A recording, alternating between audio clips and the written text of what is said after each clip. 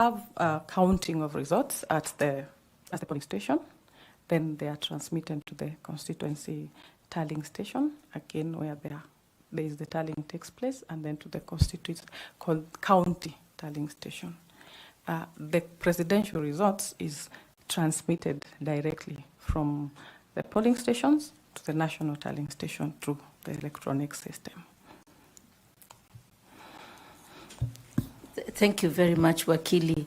Where is the election of the president concluded? At the national tallying station. Thank you very much. What are some of the major critical aspects of this result management in the framework that we have spoken about? You have already mentioned one, the transmission of results through technology. Yes. What are the other aspects of it? Maybe I don't understand your question. Could rephrase it kindly?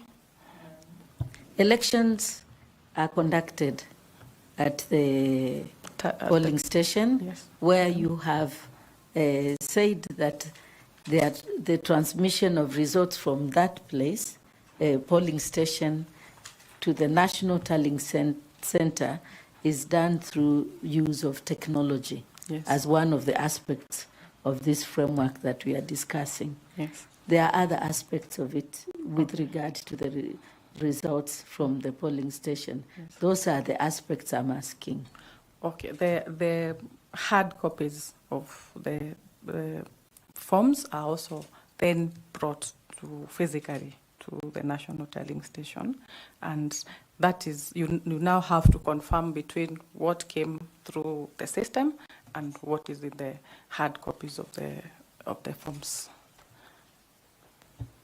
Thank you very much. And that is with regard to which election? Since there are six. The one for the president. And what happens to the other five? The other five are retained at the county tallying station, and where they are required to, where there is any petitions that have been filed, then they are handled from that center at the county tallying station. Thank you very much, Wakili. Thank you very much, Chair. Thank you, Madam Koki. I would like to ask Tanui, FCPA, to also ask some questions. Thank you, Chair. And Wanjiku, karibu tena. Thank you. I want to follow up with a question by our Vice Chair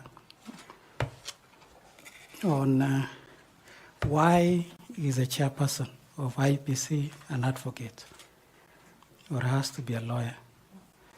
And you did mention that it's because elections is about, you can say that again? What did you say? I said there's a lot of legal issues that it is the electoral process, first of all, is a legal process. It has a lot of legal guidelines, the law that guides it. So there's a requirement for someone who can be able to interpret and work with the law. So that is the reason that the makers of the Constitution thought it was best to have the person as a lawyer. If I say that elections is also about numbers, it's about counting, and we only declare the winner of a presidential election, it is not determined by law, but it is by votes cast, and those votes have to be counted. What would you say? Well, the chairperson plus the commission guide the elections also at county, constituency, and ward level. They were able to sit as a commission and be able to give guidance. So the whole electoral system is owned by the commission, and the people who take over at the county levels have instructions also coming, and where they need to interpret how that should be done, how to interpret the law, then it is the duty of the commission and the head of the commission to give guidance on the legal issues. I agree, but I'm also saying that elections is about numbers. And if I go ahead and say that even the chair of the commission should be somebody knowledgeable with numbers, and I take this with regard to the 2022 general elections. One of the contestations that was there was about the numbers, about the votes cast, the totality. You remember the mathematical error by the vice chair. And therefore, if we hypothesize that even a chair of a commission should either have both legal and accounting, or somebody good in numbers, what would be your comment? My comment on that, actually, I agree with you. It is mathematics. It's 1 + 1 = 2. It is not about, at the point where you are doing the tallying, it is about mathematics. It is easy as that. And that is not the whole business of how elections are concerned. That is just a small part where you tally the results and give the final tally. So, but the other processes, all the way from the Constitution, the Elections Act, the IEBC Act, that is a legal process with legal timelines that are supposed to be there. However, I do agree with you that the part of doing the mathematics, it is important for IEBC to have experts who can be able to do that tallying and then explain it to the commission. And maybe parts of the commission members should have that kind of experience. So what is your understanding of the role of the chairperson of IEBC? Is it about the legal interpretation of presiding over the management of the electoral management body? That is the role of the IEBC chair, but I've said that process itself, which he's presiding over, has a lot of legal implication and legal documents that are required to be able to carry the process in a credible manner. So that is why you find that that discussion through stakeholders forum resulted in the Constitution requiring that a lawyer be the head of IEBC. Actually, I think it is the Act, not the Constitution. I don't think the Constitution. Both of them give the qualifications. Even the Constitution says the chair of IEBC should be a lawyer. In the Constitution. No, I'm not very sure, but it's there. Yeah. Now, if I say that one of the reasons why we've had conflicts at IEBC, more so between the chair and the secretariat, in this case the secretary to the commission, is because both of them have been lawyers. If you look at the case of Isaac Hassan and Oswako, they were both lawyers, and they end up separating. The second one was Chepukati, may his soul rest in peace, and Ezra Chilop. And they also parted ways along the way. At least there is some semblance of peace now, because it was Chepukati and Marjan, who is a non-lawyer. I'm looking at it in the sense that these are people, everybody interpret the law the way they want. And at some point, they have different opinions. And that is why the previous two CEOs and the chairs have not agreed and had to separate. What would you say of my hypothesis? I would say the main issues were personalities. It's not because of their profession. However, like you have said, there's no requirement that the CEO must be a lawyer. Maybe that is where we need to make the distinction. If the issue of having two professionals, two people in the same profession, seems to be the problem, which I disagree, because I think those were two personalities who chose to have personal issues interfering with the functions of the IEBC. But if that is the case, then we would have to consider having the CEO not having qualifications as a lawyer. But I still insist that stakeholders forums were carried out and the public was involved, and it was determined by the panel that the best person to lead IEBC would require to have qualifications of a lawyer. So maybe then would have, if that seems to be the problem, then would have then to go through the entire process again of involving the public, the stakeholders, to determine whether now we need to remove those qualifications. Lastly, you told us you are the managing partner, or you are the sole proprietor of Manegene. Yes. And what is the senior most position that you've held in the corporate world? The largest number of people that you've managed in your working career? While managing the issues of under USAID, it was thousands, because there were so many projects that were happening, which I was the link between the ministry and USAID. So I had to deal with so many of the workers, and within that space, I was not the employer, but there are so many people who are under USAID that needed to report. I needed to report on their projects. Now, Yes. Were these people reporting to you? How many people were? The heads of the projects were the ones I had dealings with, but also I had to deal with their juniors in terms of the implementation of the projects under USAID. And while in the health sector, I also had dealt with other donors, not just USAID, the CDC, the USTDA, WHO. And the issue is there are so many things that are happening there that it's at one point you are dealing with a group of 100 for dealing with family health. The next thing you are dealing with another group of 1,000 who are dealing with primary health care. So it was quite a number of people in thousands. now IEBC is a big institution.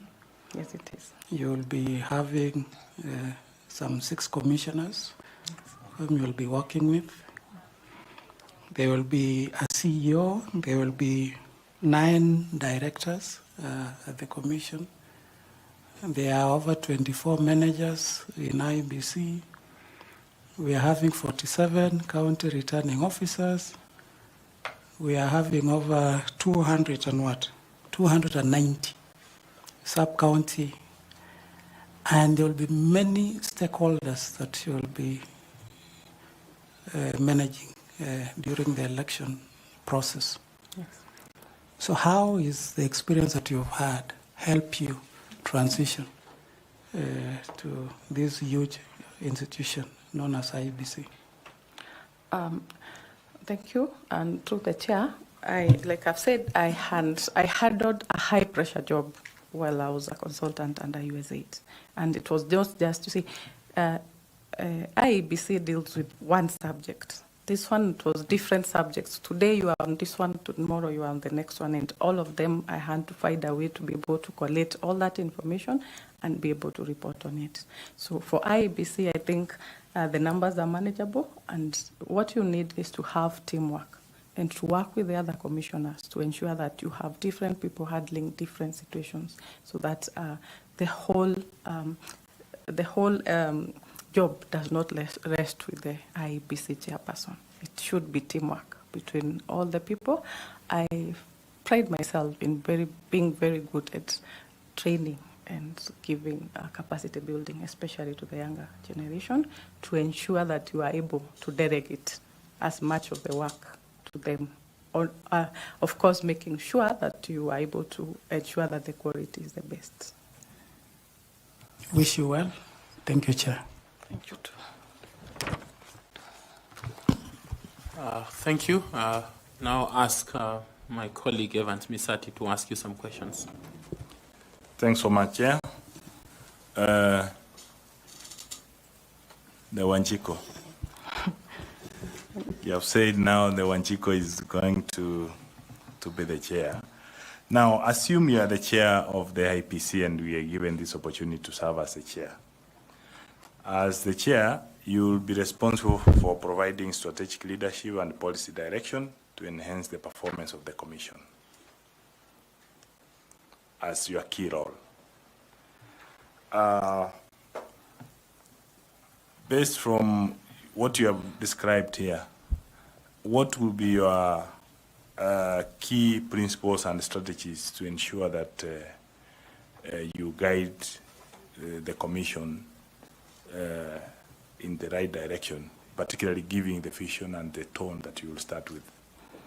I would endeavor to ensure that IEBC is the most credible management, electoral management body that will be able to protect the democratic aspiration of the people of Kenya. And how would I do that? I have said I am very keen on teamwork. I would ensure that we are able to work together with the other commissioners and the secretariat to ensure that there is a proper proper policies are set. I have had a lot of experience in the making of policies, so I would then transition that knowledge into ensuring that we have good policies that are able to guide the secretariat on how to provide their services. And in terms of leadership, like I said, I have very good leadership skills. I find myself, when I was younger, every time I walked into a meeting, I would always be the secretary. You're the one taking notes, you're the one guiding this information, you're the one doing the follow-up meetings. But recently, I think because of age, I have transitioned to always being the chair. So you put the team together, you have to ensure that the timelines that you have, you are able to meet them, you identify what each person is able to do their best in their best capacity, and then setting timelines, giving guidance, so that now as a team you are able to give the best for Wajiko. What challenges, Wanjiku, do you foresee as the chair from where you sit? What are the challenges that you can foresee in that position of the chair of IEBC? Thank you. And through the chair, I really can't see your name, so I apologize for not referring to you by name. But one of the biggest challenges we have is that commissioners run away from Kenyans at their time of need. That is what we have been experiencing as the people of Kenya. So that is likely to be a challenge even in the next general election. So as a legal practitioner, I would ensure that there are legal provisions, or the law is amended to ensure that there are very stringent penalties for any commissioner who has gone through this interview process, being appointed, and then decides, I'm going to take my salary up to 2026 or just before the results are read, then I'm running away. So I would ensure that we have a law where if a commissioner does not agree with the process, there's a process through which they can seek to leave by ensuring that they write down why they're in disagreement, just like the Supreme Court does. There's always the dissenting parties in the Supreme Court. So that is what I would suggest in addition to the law. That if at the time where, because the presidential elections are the ones that are usually so disputed, at the time when that arises, then every commissioner should write down their reason for dissenting, and they should read it to the public before the results are presented. The other challenge has always been the digital system. While in the process of preparing the Digital Health Act and regulations, I learned just a few issues about what a digital system should have. It should be able to authenticate, it should be able to authorize and account. Authenticate meaning any person getting access to this system should be able to be given, the system should be able to authenticate who they are. Then authorize that person to specific parts of the system, and then account for every person who has been able to get in and out of this system. That is why now when cases go to the Supreme Court, then they are able to get into this system. Please note, I'm not an expert in ICT. Get into this system and see through the accounts made there too, who has had access, what they have done in that system, and any unauthorized access to the system. But I also believe, and one of the issues I would want to propose is that IEBC, as an arbiter,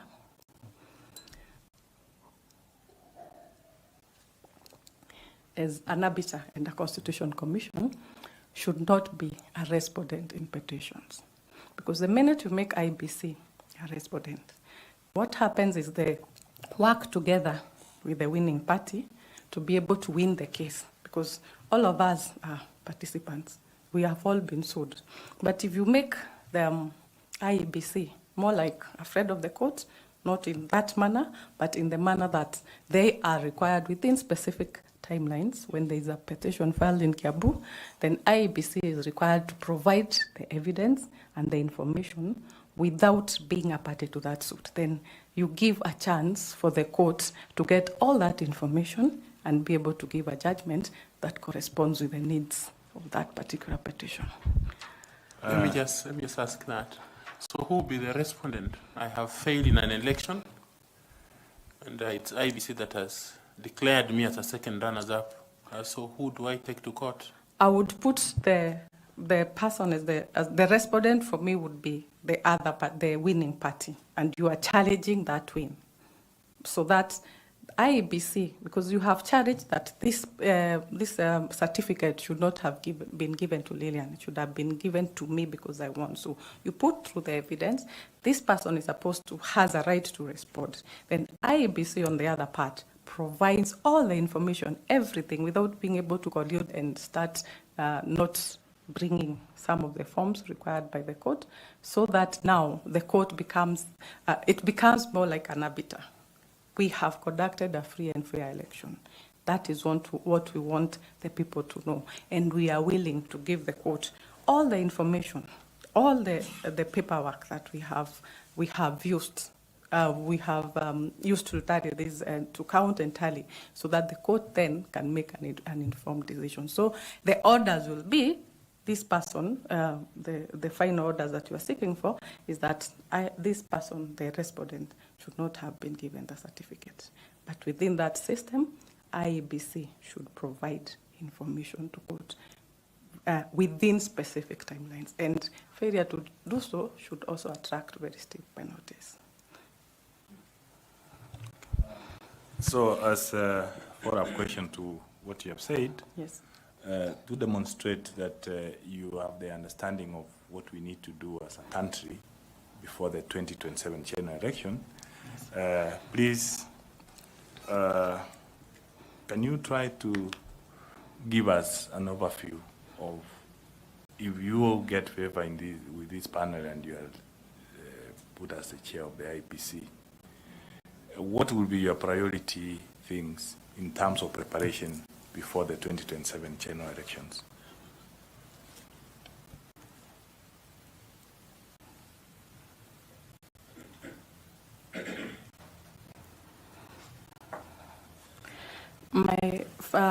I would have a number of priorities. So what I would do is have several teams working on these priorities at the same time.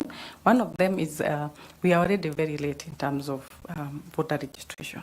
We have lost almost 2 years. So we have about 3 years of young boys and girls who have qualified and have not been registered. So it is important to to start immediately. And I would suggest, of course, to my team that we start with massive voter registration, without not the usual one, but we call for the massive voter registration for the people of Kenya.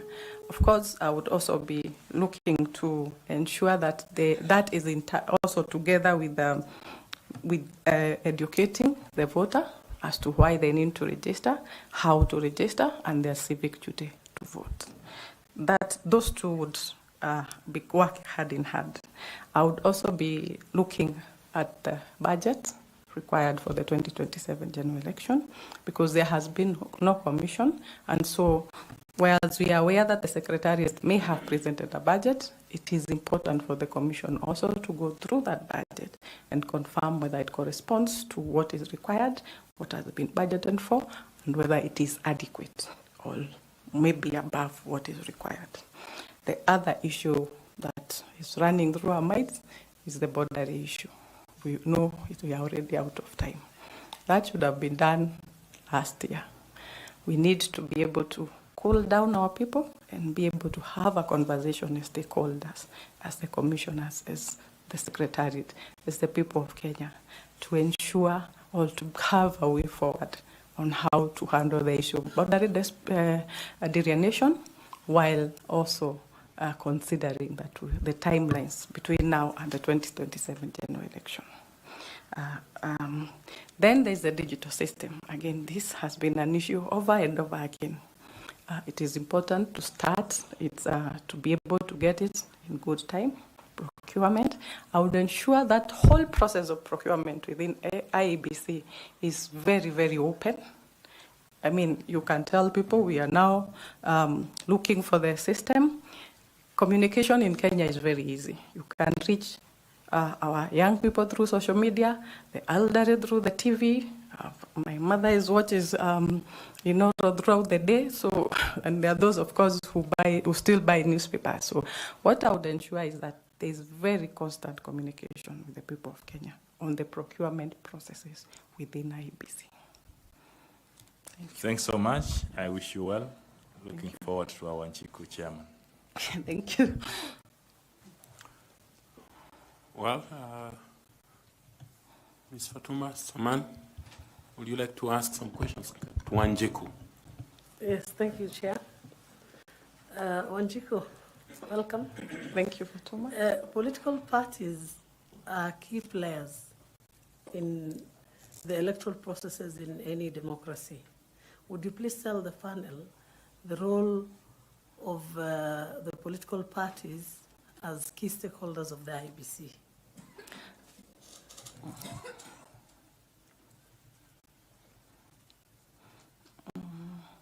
Ms. Fatuma, I would want to start, but we start here with this panel. The political parties are represented, so they are part of the people who are able to determine the new IEBC. And so they are participating by ensuring that we have a continuity by appointment of the IEBC. Political parties also are key stakeholders in the electoral process because it is through them that you get candidates for the general elections.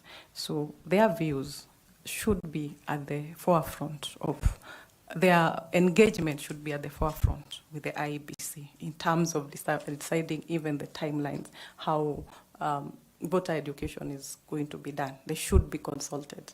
Also, in terms of voter registration, it is important also to involve the political parties and keep them informed of the processes that are going on within IEBC. Again, very key is the issue of procurement, and especially of the digital system, the ballot boxes and the ballot papers. It is important to have continuous engagement between IEBC and political parties.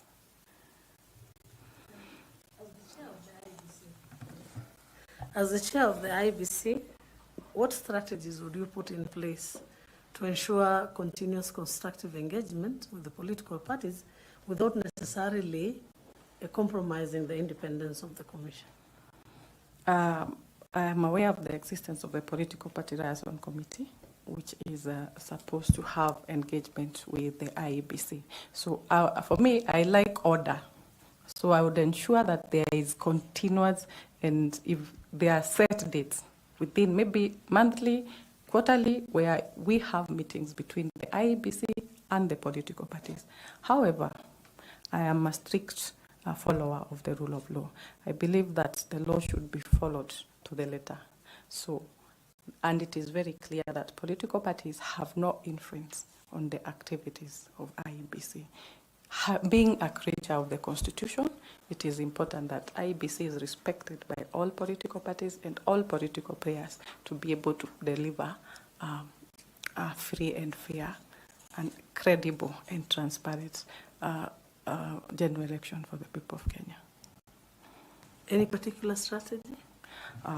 The strategy for me would be to have the engagements, structured engagements, so that the issues that every political party wants to bring are discussed in an open room. Then I would also, like I said, ensure there is constant communication of the affairs of the IEBC, where IEBC will be able to tell political parties, this is where we are in terms of preparations. This is where we are in terms of any procurement that will affect the general elections. This is where we are in terms of voter registration and voter education. So the strategy is to ensure that you give communication to the political parties, their structured engagements, and where the political parties cross the boundary, you should be able to tell them, this is what the law says.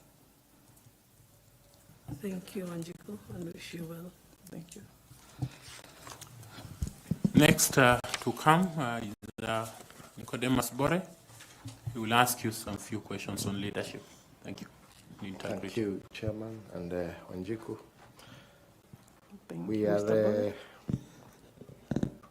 recruiting 7 members of IEBC Commission. Yes. You have applied to be the chair of that commission. Yes. The people we are bringing on board are of different diversity and I mean diverse skills, experiences, backgrounds, and so forth. In the previous 2 cycles of elections, we've had what we call boardroom wrangles among the commissioners. Can you tell this panel what strategies you will have to make sure that the team that is picked will work cohesively to serve the people of Kenya diligently and with a lot of integrity, and will not experience what we have had the last 2 cycles?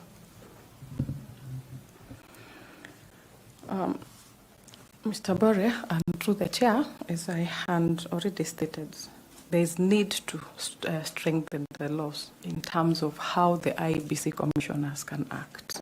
At the boardroom level, it is an issue of having capacity building and teamwork, and ensuring there is teamwork between the parties.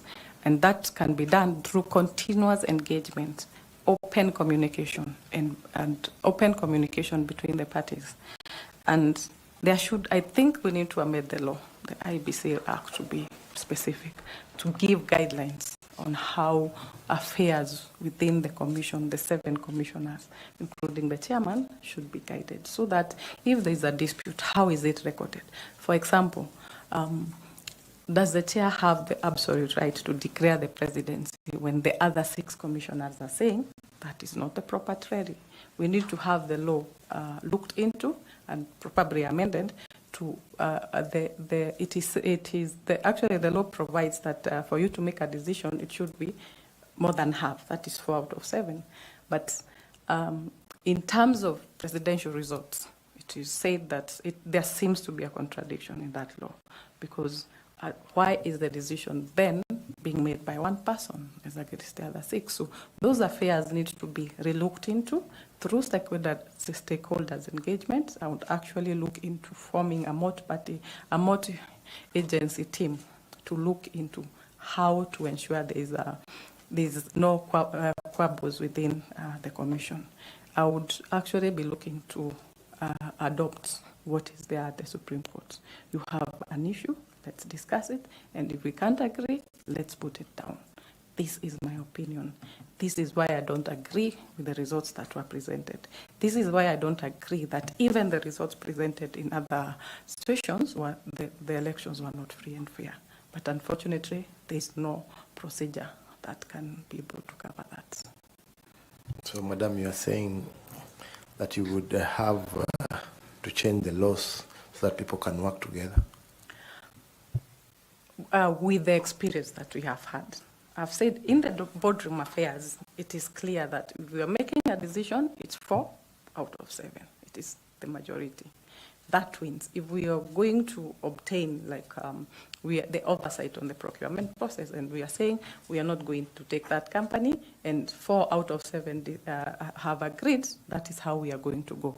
That is what the law allows. But the issue that has not been sorted out is in terms of declaration of results. And that's where you fight IEBC commissioners disappearing on the people of Kenya at their time of need. So we come through this system, we have office appear. So that is what needs to be guided by the law.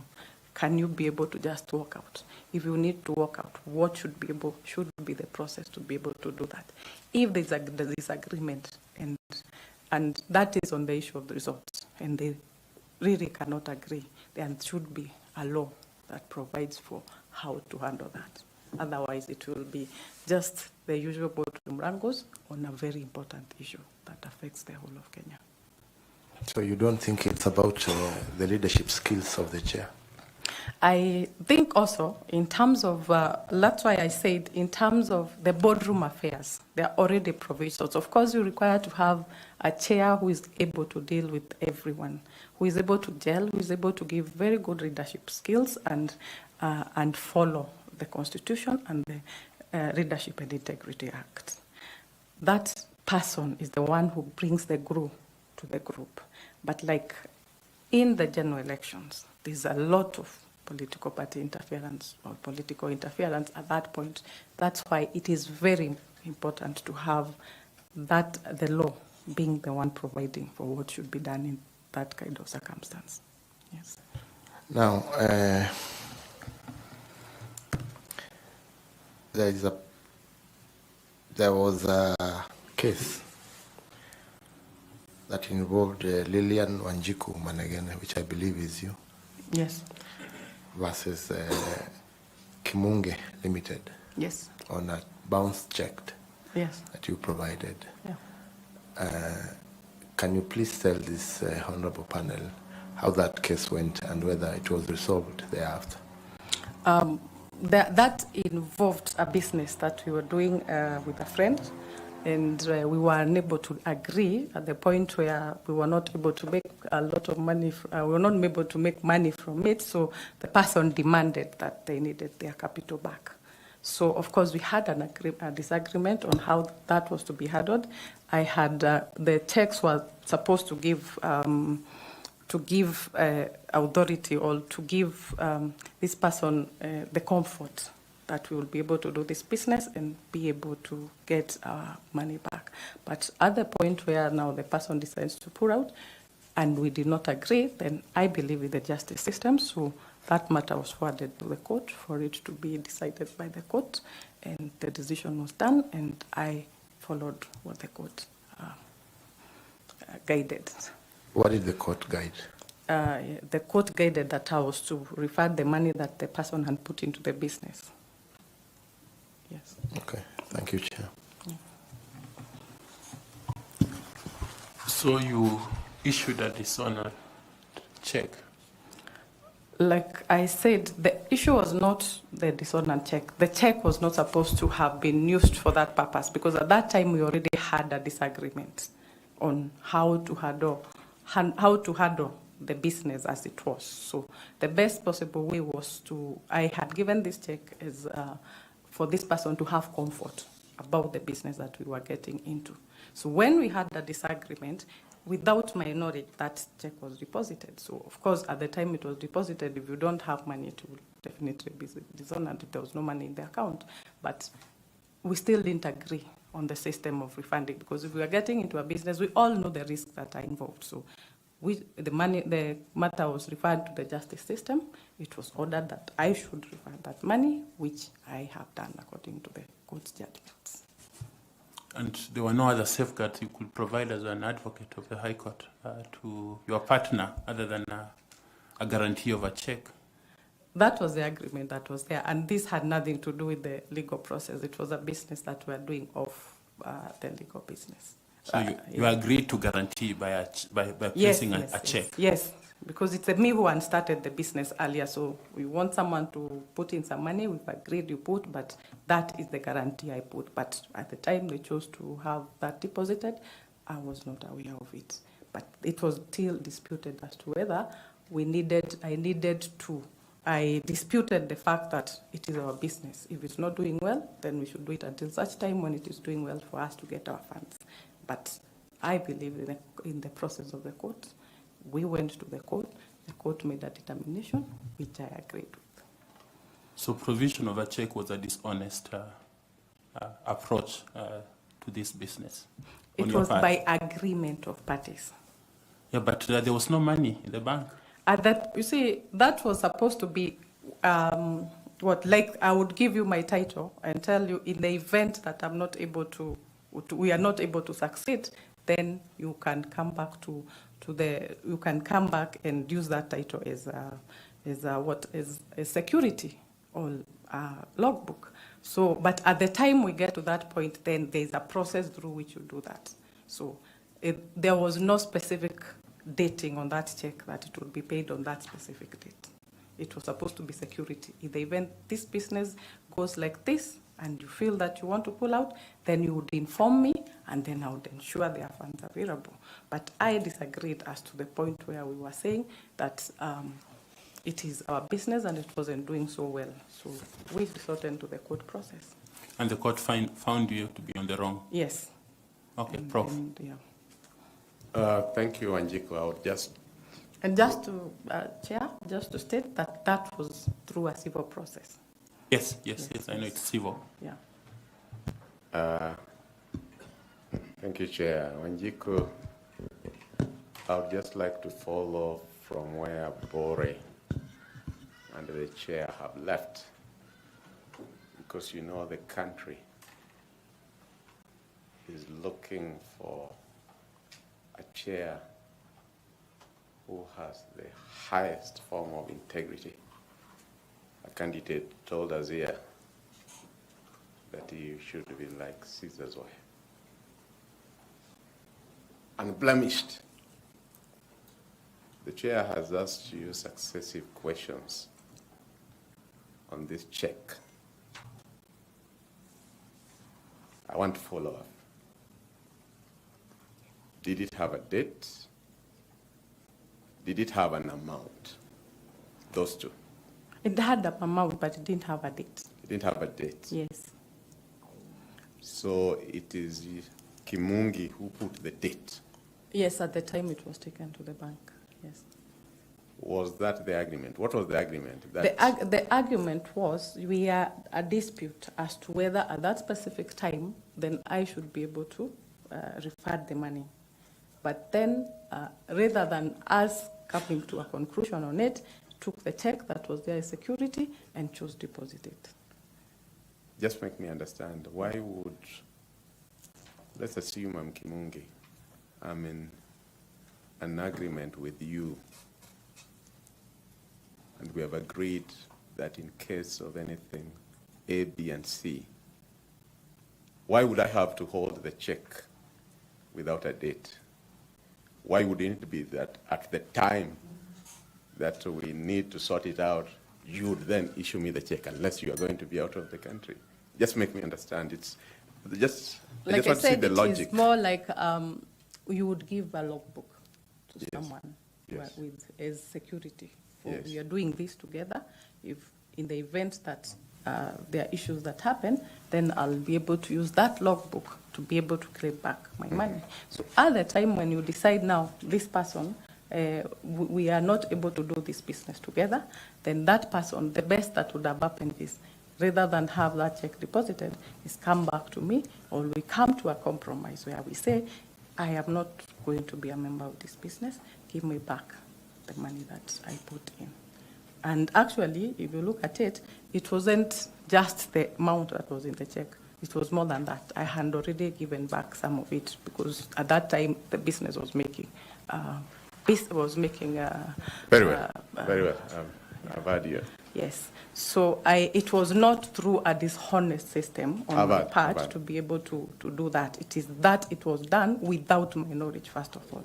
Because if you deposit a check and I don't know about it, I would expect you to tell me you are depositing so that I also ensure if it's moving money from another account to that one or it's moving money from wherever, then it is there and it doesn't become dishonored. But for me, I feel that that should have been handled in a better way. Was there a written agreement to that effect? No. Yeah, that's it was why a gentleman's agreement. That's why I was telling you, let's leave it, because the more you go, then the more I interrogate, because the way you're explaining it, if there was a written agreement, then we would say that he breached that agreement. But you are saying that there was no agreement written to that effect. So let's leave it to rest there. Yeah. You told us you are the proverbial Wanjiku. You have the name Wanjiku. Yes. That every time the country talks of Wanjiku, of the Constitution, it's that, I know you know that it's that grassroots person.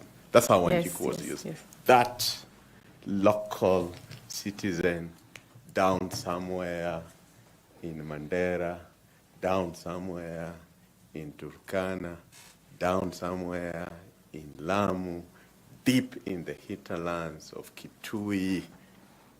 That's the Wanjiku. This Wanjiku Manegene, if she's made chair, she's a lawyer, she's already done a lot of management on health issues, she's a big-time consultant.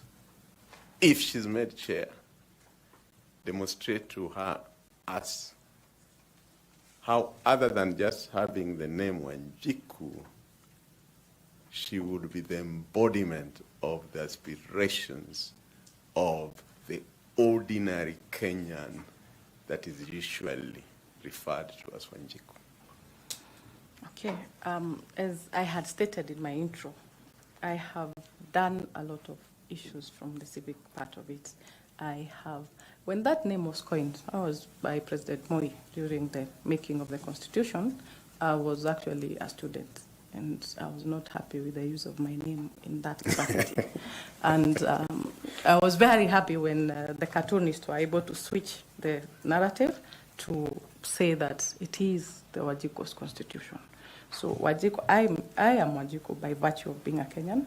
I am very easy to interact. I find it very easy to interact with Wajiko on the ground, to the extent that I will leave this room, wear a pair of jeans, and you'll find me interacting and talking to Wajiko on the ground. So I believe while I may have gone on to get an education and get involved in other issues, my democratic aspiration as a Kenyan still lie within that space of Wanjiku. So I have, like I've said, been involved in a lot of stakeholders' engagement and public participation. So I would ensure that Wanjiku, Halima, Chelono, all of them are involved in this process. And I would ensure that there is transparency in the process of, in the processes of IEBC to ensure, and then I would also ensure that Wanjiku is kept is the communication with Ajiko is very transparent so that they are able to know what is happening in IEBC.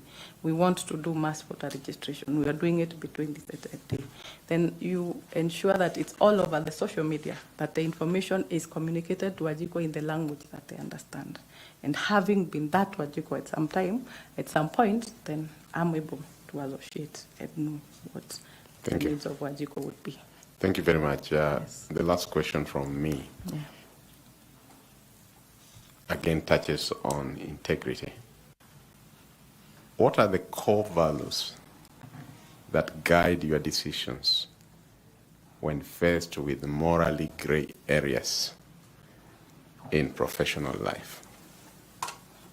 Sorry, Mary? What are the core values that guide your decisions when faced with morally gray areas in your professional life? Okay, my core values stem with, first of all, I believe in the rule of the law. I would be able, where there are gray areas, then I would look to ensure that the decisions made speak to the intended or the intention of the law. I would ensure that I have I'm able to have transparency in my dealings so that people are able to understand where I am coming from.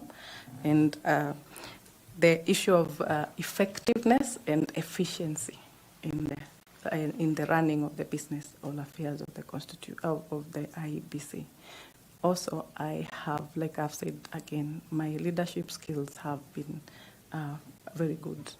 I'm able to arrange, to organize people, organize assignments, to be able to ensure that we get the results that are required. And working with USAID actually taught me a lot of issues in terms of timelines, delivery within specific times. You are paid for what you have delivered. You're not paid just because you're supposed to have been at work that day.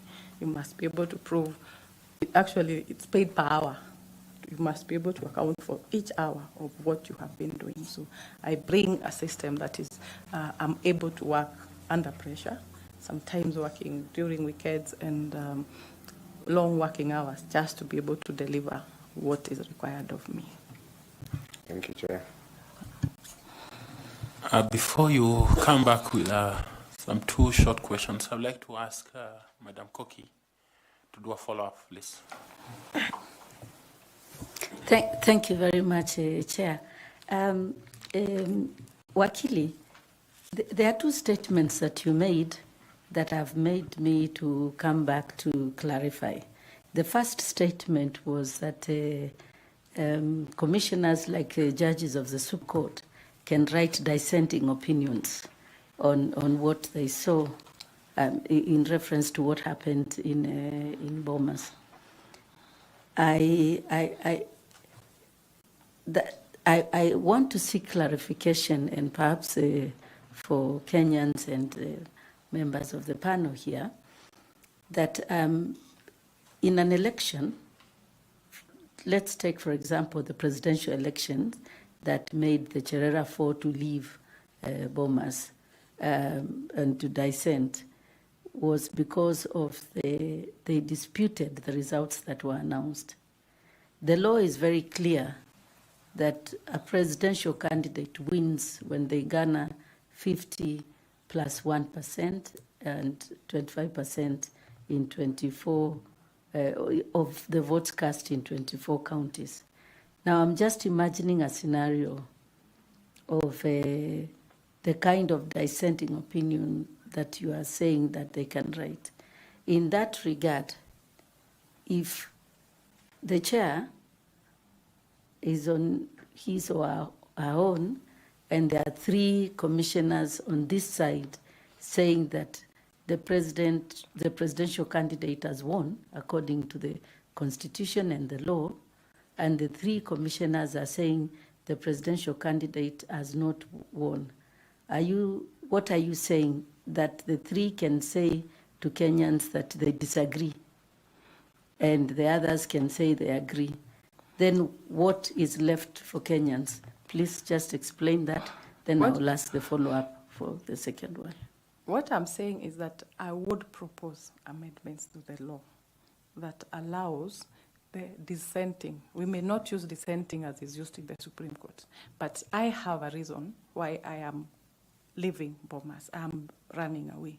And that is what caused disunity within Kenyans, because they don't know why. It is not somewhere. It is, I would be proposing that it is put in writing. Why have I left? Why do I want? Why don't I agree with this process? So that all this information then, when you go to the Supreme Court, it's presented there for the court to make a decision. Also, to build confidence of IEBC within Kenya. Because when we have a commission of 7 people, and 6 of them decide to abandon, it is not what is there under the law. It is what is created, or what the people of Kenya see about the IEBC. So how do we make it easier for the people of Kenya to be able to understand what is happening? You have seen the Supreme Court is able to calm Kenya when it goes there, because there are already systems that have been set on how to handle even where judges disagree on a judgment. So those are the kind of proposals I would be making. They may not mirror exactly what is there at the Supreme Court, but there needs to be a system through which commissioners don't walk away. They have a system through which they can communicate to Kenya that this is why we are saying we are on this side. And before the results are released, then they should be given that opportunity to talk to Kenya. That will create unity within the people of Kenya. Wouldn't that affect the legitimacy and the credibility of the result and leave Kenyans without a result? I don't think that would affect the legitimacy, because it's the same way we have a dissenting judge. That does not interfere with the legitimacy of the judgment they make, that is made by the majority. What I'm saying is the reason we have so many political wrangles and crashes within Kenya is because people do not trust that the system that was used. So, because I, as a commissioner, just disappeared from this system. I did not tell Kenyans. That communication is very integral to the people of Kenya, to tell them, these are the results. And then we still have another arbiter, who is the Supreme Court, who will be able to look through all these statements that are made by these commissioners while making a decision as to whether the election was free and fair. But walking away creates disunity. It creates the image that that whole activity was not free and fair. Thank you very much. The second point you raised was very interesting. Before you vacate that, this touches on the point that FCPA and we asked you. The result at the tallying center is mathematical. It's a figure, and there cannot be two figures. And of course, you are conscious of Justice Mcherure et al. Ruling on the Maina Kiai case, yes, that the results are as announced at the polling station. Yes. So I'm wondering why the chair would be encouraging part of the commissioners to write and dissenting opinion on what? Because the figures are mathematical. Now, that is where the question comes in, Chair, because it is very mathematical. I agree with you. It's a matter of 1 + 1 is equal to 2. But people have sat in a boardroom and have refused to agree on those figures of, they have done their 1 + 1 and it has gone to 7. So there is a result, which will be announced by the IEBC commissioner. However, other people have said, we do not agree on this. Even be a boardroom issue here. If they are just told, you go away, okay, what do Kenya read into that and the affairs of IEBC? That is where we get a situation where people do not trust IEBC. Why are they dissenting? It is mathematics. But you see, if I come and give my reason why I'm dissenting, then you are able to make a decision as a Kenyan and say, hey, what you're saying does not make sense. But when I just walk away and you don't know, and the Kenyans don't know what that person has left, then that creates an issue as to the credibility of the electoral system. Thank you again, Chair. The second point you raised that was very interesting is to say that IEBC should not be enjoined as a respondent in a matter. I'm just requesting you to sort of clarify for the panel and for Kenyans what that means. Take, for example, the scenario where you responded that the applicant, who would be the losing candidate, would sue the winning candidate. What if the winning candidate said, listen, this election was free and fair, was conducted by a neutral arbiter, the IEBC, I have nothing further to say, I'm not the one who conducted the election. And therefore the result stands. And you have sued me, I'm not the one who conducted the election, I was declared the winner. And then the judge, as you said, the judge then gives the IEBC a timeline and says, bring this evidence that you conducted, you didn't conduct a free and fair election leading to the loss of this person, or you rigged the election. So, I mean, would the IEBC be expected to actually accuse itself by providing evidence that shows that they bungled the election, therefore the applicant lost? That is the dilemma that I'm seeing, but perhaps you can explain yourself what you meant by that. That would be useful. Thank you. Thank you again, Ms. Koki.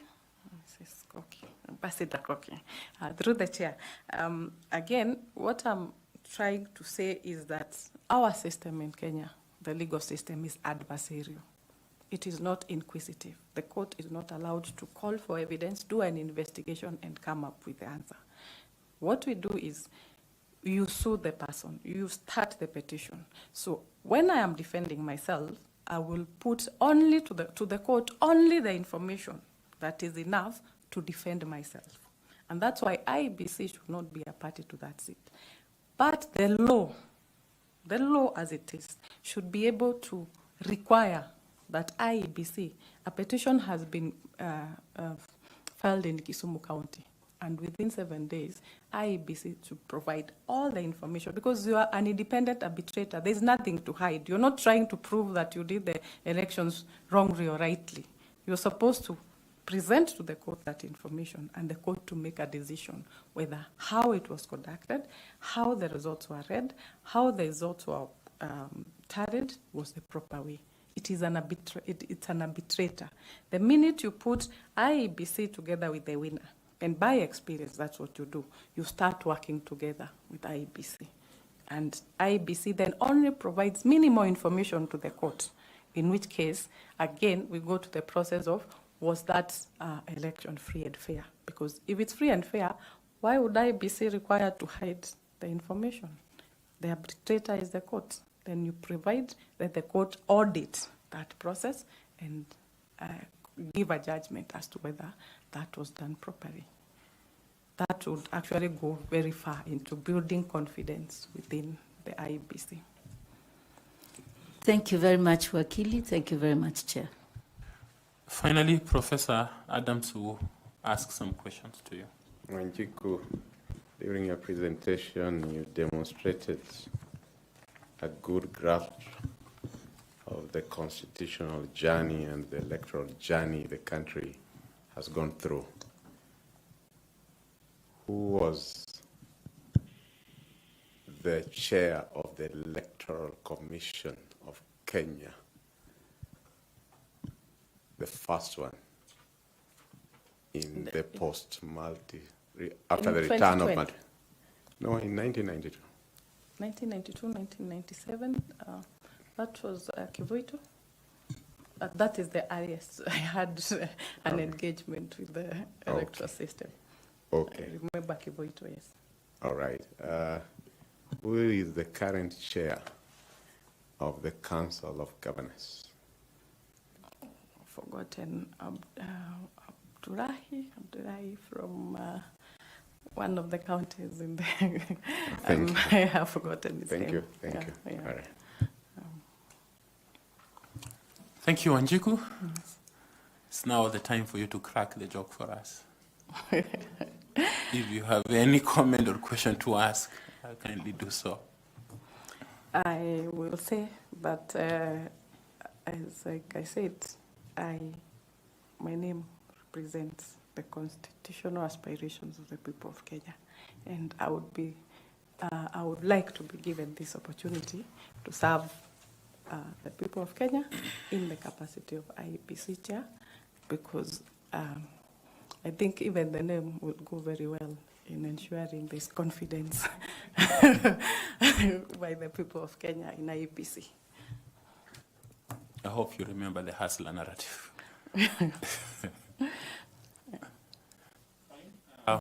Allow me to thank you for the time that we have spent with you. We have learned a lot from you. Thank you very much for allowing us to come into your space, to know you, to appreciate who you are and the capacity that you have. And we indeed are grateful that you spent time with this panel in this manner.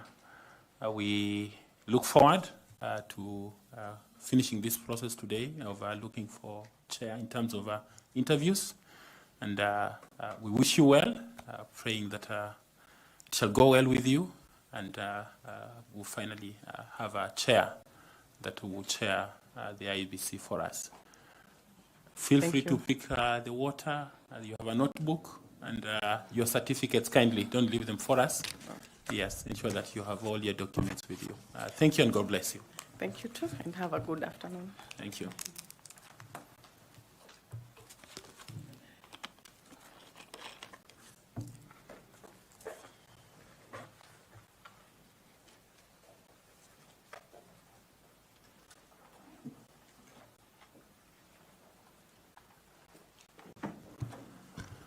Thank you, members of the Fourth Estate. Again, we will ask you to give us a few minutes.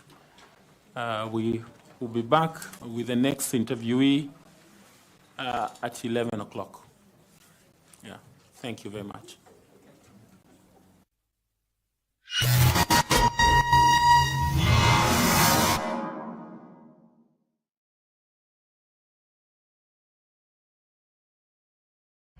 Have you been looking for a residential or a commercial plot? Look no further, because today I'm here to plug you with the best. Welcome to Greenland Gardens.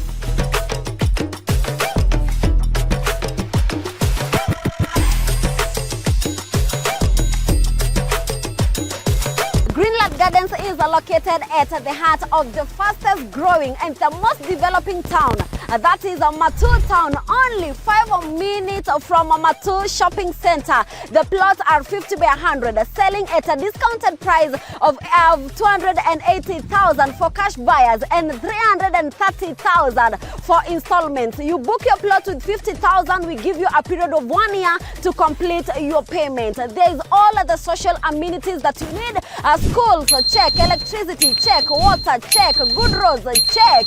Churches, check. And all the social amenities. All the plots have ready a title deed. And remember, site visits are on Monday to Saturday from 9 a.m. What are you waiting for? Come and own a piece of paradise at Greenland Gardens, Matu.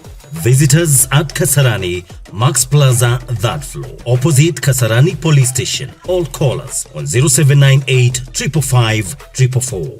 Mawega Company Limited, celebrating 20 years of turning tenants into landlords.